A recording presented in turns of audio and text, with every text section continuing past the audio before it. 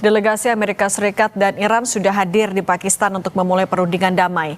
AS memberi peringatan keras agar Iran jangan main-main dengan AS. Sementara Iran bersikap skeptis terhadap AS karena dalam beberapa negosiasi selalu berujung pada kegagalan dan janji-janji yang diingkari. Apakah perundingan ini hanya basa-basi atau bisa menyelesaikan perang? Kami bahas bersama pakar strategi dari Pusat Pengkajian dan Penerapan Angkatan Udara sekaligus alumni US Air War College Marsma TNI Purnawirawan Agung Sasongkojati. Selamat sore, Pak. Bersama kami juga ada dosen hubungan internasional UGM Ririn Tri Nurhayati dan mahasiswa internasional Islamic University of Islamabad Syauqi Ikram bergabung melalui Zoom. Selamat petang semuanya. Selamat petang. Selamat petang. Saya ke Mas Syauqi dulu ya, Mas Syauqi. Selamat petang waktu Indonesia. Mas Syauqi, boleh digambarkan apa yang masih terjadi di sana? Ya, selamat siang semuanya. Waktu Pakistan ya. Jadi untuk menggambarkan situasi yang terjadi saat ini di Islamabad, Pakistan, khususnya pemerintah Pakistan itu sudah mulai mengetatkan beberapa titik yang disinyalir akan menjadi tempat perundingan. Salah satunya ialah Hotel Serena yang telah disegel total dan hanya dapat diakses oleh personel yang sangat selektif. Dan juga beberapa tempat lainnya. Mengingat juga Perdana Menteri Pakistan juga menurunkan beberapa personel gabungan dari pihak militer juga polisi untuk mengamankan wilayah tersebut. Demi keberlangsungan perundingan. Oke, tapi kalau untuk tahap perundingan yang saat ini terjadi, apa kalau Anda memantau dari media lokal misalnya, tahap apa yang sedang dibahas? Ya mungkin untuk saat ini perundingan masih bersifat fluid ya, dalam tanda kutip bahwa kita semua udah tahu bahwa Iran itu masih mengajukan dua tuntutan sebelum mereka ingin memulai negosiasi, yaitu yang pertama adalah menghentikan eskalasi perang di Lebanon. Dan yang kedua adalah aset Iran itu harus dicairkan terlebih dahulu. Baru di situ Iran akan mau duduk melanjutkan negosiasi. Walaupun saat ini sudah terpantau dan terkonfirmasi bahwa dua delegasi dari dua negara tersebut sudah sampai di Islamabad. Kalau sentimen media lokal di sana, kemudian juga warga perbincangannya, mereka arahnya bagaimana? Optimistiskah dengan hasil perundingan hari ini? Ya, mengingat apa yang diajukan oleh Pakistan sebagai mediator ya, mereka sangat-sangat memberikan apresiasi terhadap Perdana Menteri Pakistan Shehbaz Sharif dan sangat mendukung dan sangat optimis bahwa semoga perundingan ini dapat membuahkan hasil yang positif dan meraih hasil gencatan senjata secara permanen. Mengingat Pakistan juga salah satu negara yang terdampak impact dari ditutupnya Selat Hormuz. Dan mengingat media-media lokal Pakistan juga mendukung langkah jitu dan langkah tegas Perdana Menteri Pakistan yaitu Shehbaz Sharif, bahkan sampai mengutip dalam sebuah judul Pakistan Save a World Civilization. Ini kan menandakan bahwa optimisme dan juga dukungan moral, mentalitas masyarakat Pakistan itu sangat mendukung Shehbaz Sharif untuk menjadi mediator dalam perundingan tersebut. Oke, Mas Syauqi Ikram, mahasiswa International Islamic University of Islamabad, terima kasih sudah berbagi bersama kami. Saya selalu Mas Syauqi. Terima kasih. Pak Agung, kita lanjutkan lagi juga Pak Agung, kan kalau kita melihat apa yang sudah terjadi selama ini kan cukup kompleks. Misalnya Iran juga skeptis posisinya, AS melakukan ancaman. Dengan apa yang terjadi hari ini, kalau menurut Anda sebenarnya perundingan yang ada di Pakistan di Islamabad hanya akan menjadi basa-basi atau memang bisa menghasilkan suatu keputusan mengakhiri perang? Kita harus lihat siapa yang sangat memerlukan penghentian perang. Kedua pihak sama-sama menginginkan penghentian perang, tapi dengan tingkat yang berbeda. Yang paling sangat ingin menghentikan perang, karena akibatnya merugikan, adalah Amerika Serikat. Amerika Serikat itu hanya siap berencana untuk perang singkat ya. Begitu perang panjang, ternyata menghabiskan sumber daya macam-macam. Apalagi ternyata lawannya tidak umum, lawannya menggunakan cara asimetris yang membuat perang ini menjadi memang menyerang ke titik-titik kelemahan Amerika, yaitu saturasi, gimana dia menghadapi serangan dari senjata yang murah yang membuat dia harus kehabisan senjata mahal. Kemudian senjata murah juga punya kemampuan yang sangat tinggi, dan juga adalah sulitnya bentang alam di Iran sehingga tidak memungkinkan serangan darat. Dan serangan-serangan udaranya pun juga ternyata pada tahap awal kita juga baru tahu nih, ternyata banyak daripada target-target yang diklaim telah dihancurkan itu banyak adalah tiketnya decoy. Jadi sebelum perang itu Iran sudah beli dari atau mendatangkan dari Cina itu puluhan ribu target-target bentuk pesawat lah, bentuk tank, bentuk apa segala macam yang memang bisa meniru persis dan bahkan di dalamnya dilengkapi dengan pemancar radio dan pemancar panas sehingga dia kelihatan seolah-olah sesuatu yang hidup dan ada kegiatan dalamnya.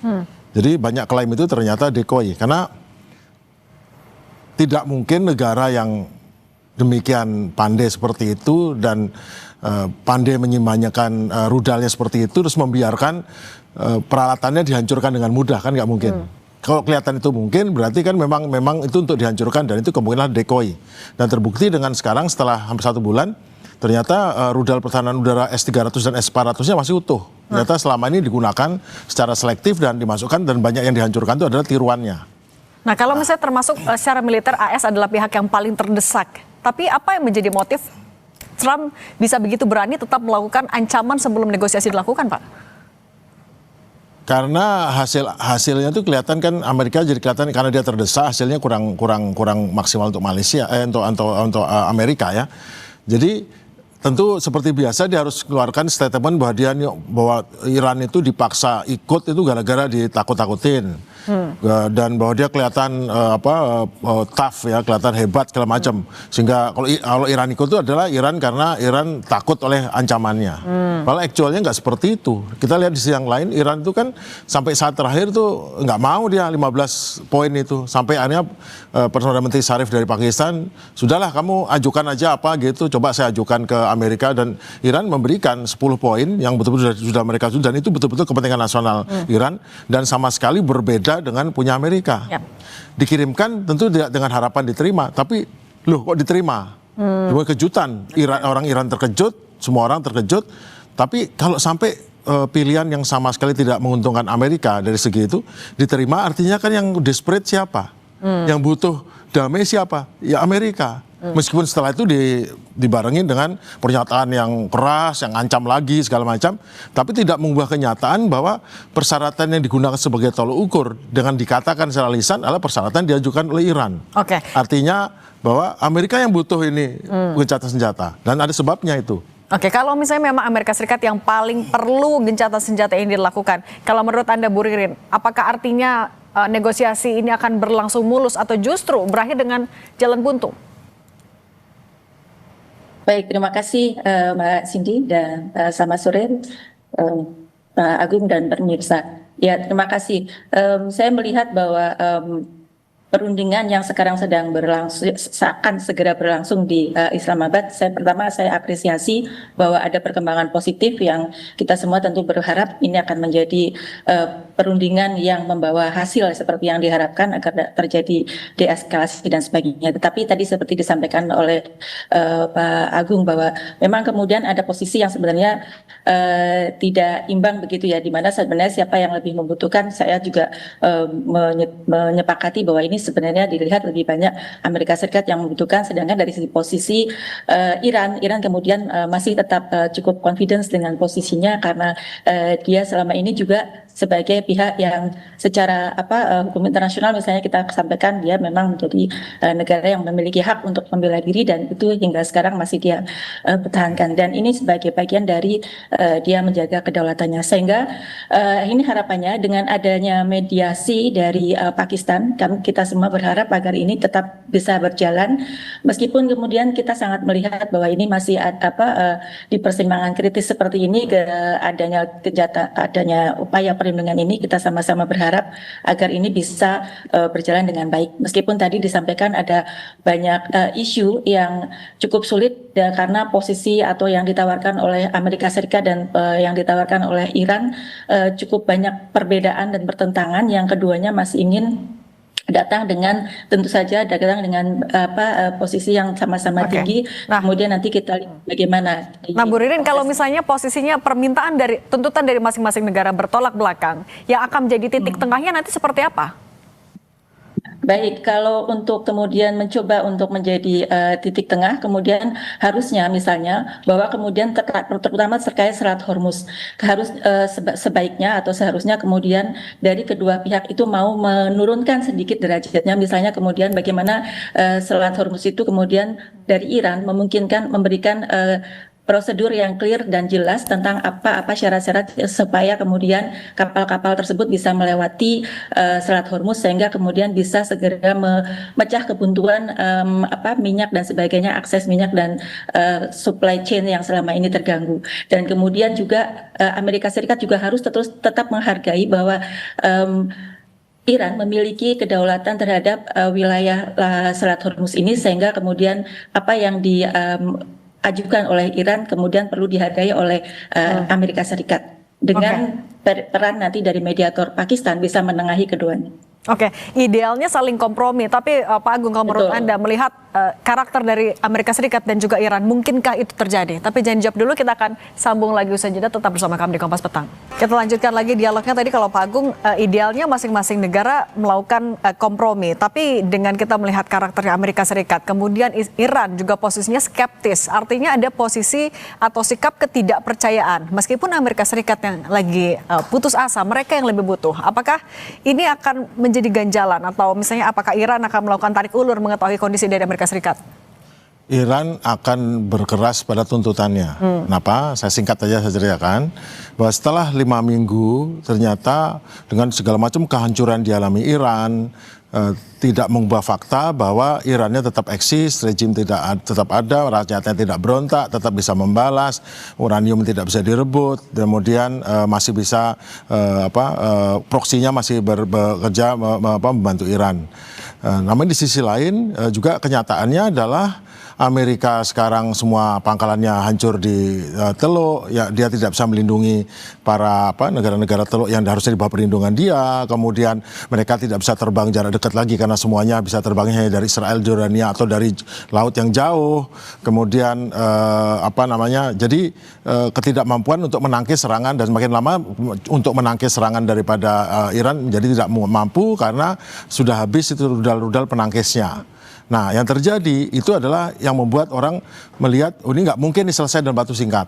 Nah, itu yang pertama ya, dalam waktu singkat, Iran tidak takluk, tidak singkat. Nah, kemudian yang kedua, di sisi lain, di sisi yang namanya ekonomi. Ternyata Iran menggunakan cara lain juga, dia menutup Selat Hormuz dengan ancaman saja, tapi dia cukup mengeluarkan notice to marine, yang mengatakan selat ditutup, selesai, langsung Lloyd Insurance tidak akan. Nah, bila terjadi seperti itu, maka harga minyak naik.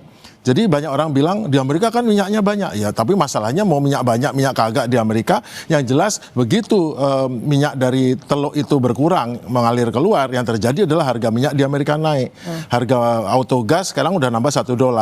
Harga solar, diesel sudah naik $2. Dan itu bila itu dibiarkan terus maka akan naiklah yang namanya akan menimbulkan inflasi, karena semua barang akan mahal, karena daya beli berkurang, dan akhirnya inflasi terjadi. Nah, begitu inflasi terjadi, Amerika sebagai pengutang terbesar di dunia, $40 triliun di utangnya itu dibeli Jepang, Cina, dan segala macam, termasuk orang-orang itu pasti secara hukum ekonomi akan dijual, karena inflasi tidak baik, menyimpan ori, rugi kan, dijual. Begitu dijual, yang terjadi adalah bank sentral akan menaikkan suku bunga, namanya US Treasury Yield, suku bunga naik ke atas. Nah, begitu suku bunga itu melewati batas tambang 4,5% dan naik menuju 4,8, maka terjadi bencana. Bencananya bagaimana? Maka semua barang-barang semua pinjaman di bank-bank Amerika akan naik di atas itu. Begitu naik di atas itu, yang terjadi adalah orang-orang nggak sanggup bayar bunga, bayar rumah, bayar mobil, bayar apapun kredit cardnya itu, dan bila terjadi maka terjadi resesi, banyak orang yang diberhentikan, kemudian banyak ini. Nah, terjadi adalah apa? Nanti 6 bulan lagi orang-orang yang sekarang nasibnya terpuruk karena nggak bisa bayar hutang gara-gara naiknya harga minyak, dia tidak akan memilih partai Republiknya, partainya Trump, dia akan pilih Demokrat, dan setelah itu kalau Demokrat terpilih maka Trump tinggal nunggu dimaksulkan atau di-impeach sama Republik. Artinya ekonomi yang menjadi alasan Trump juga akhirnya mau melakukan negosiasi, tidak punya pilihan selain melakukan mediasi. Nah, kalau Bu Ririn, ini kan 5 pekan Iran ternyata berhasil melakukan pertahanan dari Israel dan juga Amerika Serikat. Iran juga berhasil menyudutkan Amerika Serikat sampai akhirnya bisa melakukan negosiasi, mediasi. Apakah kalau menurut Anda bisa disebut ini sebuah keberhasilan bagi rezim Iran? Ya, baik. Ya, saya melihat ini keberhasilan ya dari rezim Iran. Saya menyetujui tadi yang disampaikan Pak Agung, ini kemenangan dari rezim Iran karena kenyataannya bahwa meskipun kemudian ada serangan bertubi-tubi dari Israel maupun dari Amerika Serikat, hingga sekarang Iran masih dapat lakukan serangan balasan sebagai bentuk dari hak membela diri yang memang kemudian menjadi hak legitimate untuk mempertahankan kedaulatan negara. Begitu juga dalam periode ketika kemudian akhirnya ada proses gencatan senjata, akhirnya kemudian ada perundingan. Dalam hal ini kita juga masih melihat posisi Iran itu masih justru lebih menentukan daripada yang kemudian Amerika Serikat. Justru kemudian Amerika Serikat akhirnya mau mengikuti tekanan-tekanan juga yang dilakukan oleh Iran, sehingga memang dalam hal ini posisi Iran cukup lebih, menurut saya lebih confidence dibandingkan dengan posisi Amerika Serikat. Berarti bisa dibaca apakah perundingan ini akan bisa berlangsung cepat sampai ada kesepakatan? Iya, kalau saya melihatnya ini cukup sulit ya, cukup pelik karena tadi saat ini keduanya masih dalam posisi yang cukup masing-masing ingin menggolkan tujuannya masing-masing, tetapi kemudian kita akan melihat perundingan ini bisa mengalami kegagalan ketika kemudian misalnya sekarang kita lihat bahwa ternyata gencatan senjata juga sudah mulai ada gangguan ketika kemudian misalnya Lebanon masih tetap diserang oleh Israel. Nah, ini tadi juga menjadi syarat dari Iran untuk kemudian hal itu harus segera dihentikan. Nah, apakah ini kemudian akan segera terbukti? Ini juga menjadi ujian bagaimana kemudian perundingan ini akan berlanjut atau tidak. Oke, dan ini juga kami dapat informasi terbaru, Duta Besar Iran untuk Indonesia Muhammad Barujerdi bilang Iran akan mengajukan penghentian gencatan senjata dan perang tidak hanya mencakup Iran, tapi juga wilayah Timur Tengah lainnya dalam perundingan di Islamabad, Pakistan. Dubes Iran untuk Indonesia mengklaim perundingan dilakukan setelah kemenangan Iran dalam perang melawan Amerika Serikat dan Israel. Muhammad Barujerdi, dalam perundingan di Islamabad, Pakistan, Iran mengajukan beberapa syarat gencatan senjata. Salah satu syarat utama adalah perdamaian di wilayah kawasan sekitar Iran dan negara sekitarnya, bukan hanya di Iran.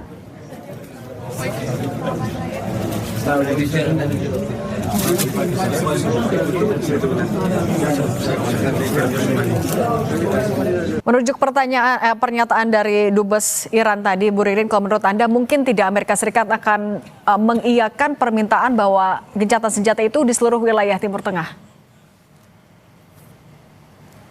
Ya, menurut saya kemudian Amerika Serikat harus segera mengoreksi posisinya untuk melihat jika dia memang ingin agar perundingan ini bisa berlanjut. Karena itu menjadi syarat mutlak yang diharapkan oleh Iran, dan itu juga sudah ada dalam 10 poin ya yang diminta oleh Iran. Sehingga jika memang Amerika konsisten dengan komitmen untuk perundingan ini bisa lanjut, ya seharusnya kemudian Amerika Serikat bisa memastikan bahwa di semua front itu gencatan senjata terjadi, termasuk kemudian juga memberi tekanan kepada Israel agar kemudian Israel juga memperhatikan poin-poin tersebut.